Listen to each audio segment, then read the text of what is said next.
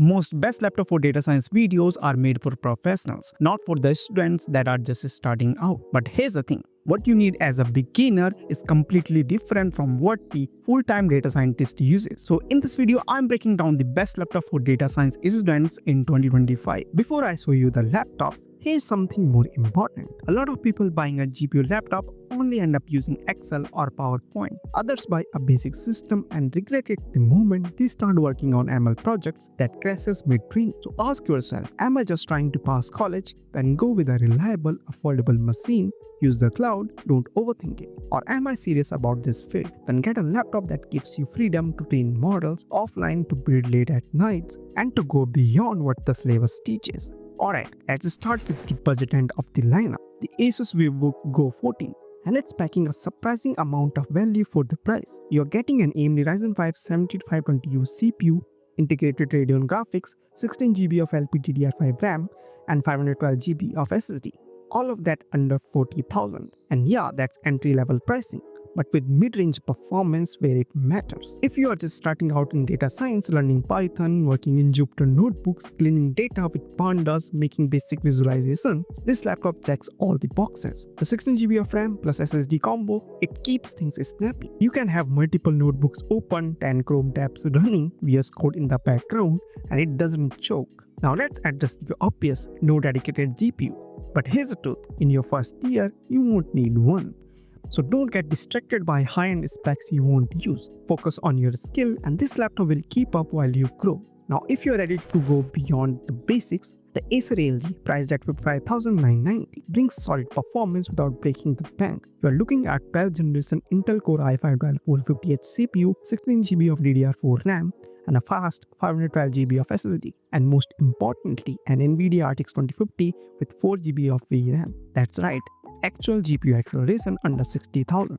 For a student, that's a huge win. Now you can train models locally, run TensorFlow, experiment with PyTorch, build deep learning projects without relying on Colab queues. You are not training LLMs here, let's be clear.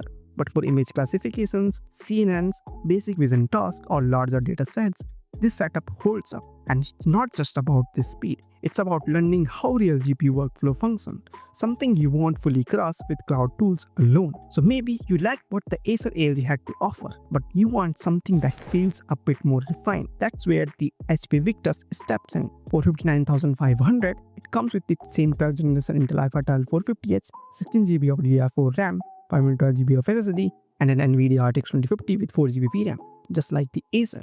So on paper, same performance, but here's the difference. The Victus just feels better built. You get tighter design, better thermals, things like a smoother keyboard, more responsive trackpad, and quieter fan under load. It's not just about specs, it's about day-to-day experience. So if you're ready to go beyond just learning and start building real ML projects on your own machine, this is where the game changes. This higher-end version of the HP Victus, priced at $67,990, comes with the AMD Ryzen 5 8645HS, 16GB of DDR5 RAM, and a 512GB SSD, and the real star, an NVIDIA RTX 3050 with 6GB of VRAM. Now that 6GB VRAM, that's a big deal. It's a solid step up from the RTX 2050 we looked at earlier. You will feel the difference when you are training models, especially if you are working with image classifications, deep learning pipelines, or dataset heavy projects. The Ryzen 5 8645HS is from AMD's H series, built for sustained performance, whether you are running Jupyter notebooks, multitasking across Chrome, VS Code, Colab, or doing light video editing on the side. This CPU handles all of it without breaking a sweat. And then there's the 16GB of DDR5 RAM. It's not just about the capacity. DDR5 is faster and more efficient than the DDR4, which means better performance when juggling larger data sets or keeping multiple apps open during a long session. Now, maybe you just want something quieter, lighter, and more productivity focused. And that's exactly what the ASUS Vivobook 16 comes in. It's priced at $72,000 and it's powered by the Intel's new Core Ultra 5 225H processor, paired with the integrated graphics, 16GB of LPDDR5 RAM, and a 512GB of SSD. Now let's get the obvious out of the way. There's no dedicated GPU here, and that's not a downside. It's just knowing about what this machine is built for. If your work revolves around Jupyter notebooks, Python scripting, data cleaning, Pandas, Matplotlib, all of that runs pretty smooth.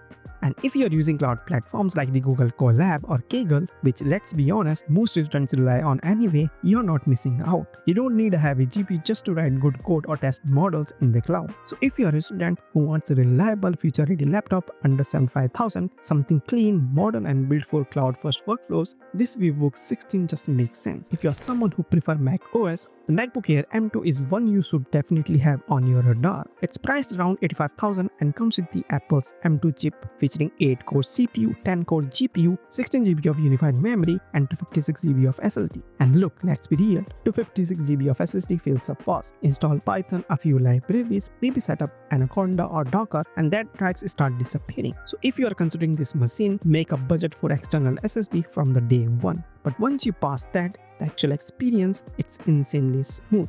But that's one thing that doesn't get talked about enough.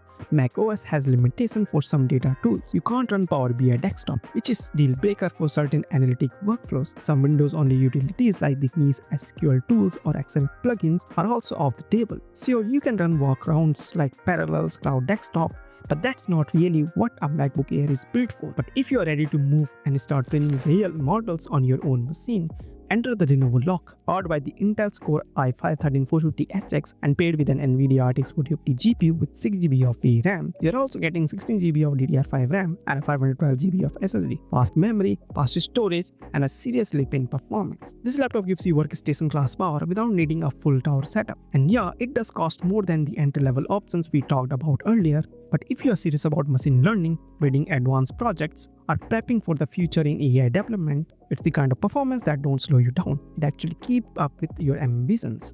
There's one more machine we need to talk about. The MacBook Air M4 is probably the cleanest experience on this list. Upgraded 10-core CPU, 8-core GPU, 16GB of unified memory, and 56GB of SSD. Priced at $97,000. And yeah, that's not cheap, but you are paying for more than just a spec. You're paying for the Apple experience, no fans, no lag, and battery life that doesn't care if you forget your charger at home. For most AI/ML students, it hits the sweet spot. You can easily get through an entire day on campus or in a cafe without touching the charger. That said, this isn't a perfect machine for everyone. It's also important to know where macOS draws the line. If your coursework uses Power BI desktop, you're out of luck. It doesn't run natively. You will be stuck with the web version, which is okay for basic dashboard but not as powerful. So that's it. Now you know exactly which laptop to buy and what to look in a laptop as a data science student. If you want to check out some of the best options I recommend, then you can find the Amazon's best buying link down below in the description box. If you buy through those links, it won't cost you anything extra, but it will really support the channel and let me keep making these videos for you. And don't forget to hit that like button and subscribe if you haven't already. Got any questions or want me to cover any specific topics? Drop a comment down below in the comment section. So that's it. Thanks for watching, stay awesome, and I will see you in the next one.